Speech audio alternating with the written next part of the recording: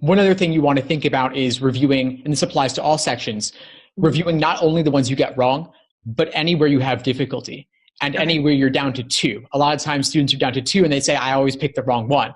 And I say, yeah, I know it seems that way, right? But what's really happening is you're maybe half the time you're picking the right one when you're down to 2, but you got lucky.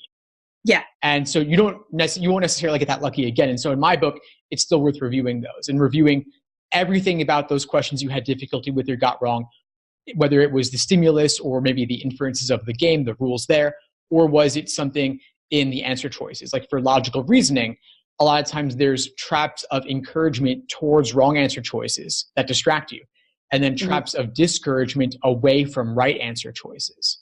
And so you want to figure out the patterns in your mistakes. Great. Yeah, that's great information, because I've really improved on my analytical reasoning so well. I took the copy of the test that I took from my previous LSAT and redid the questions that I got wrong. I did 14 questions, and out of the 14 questions, I got 12 correct. So I was like, yes. Oh, that's awesome.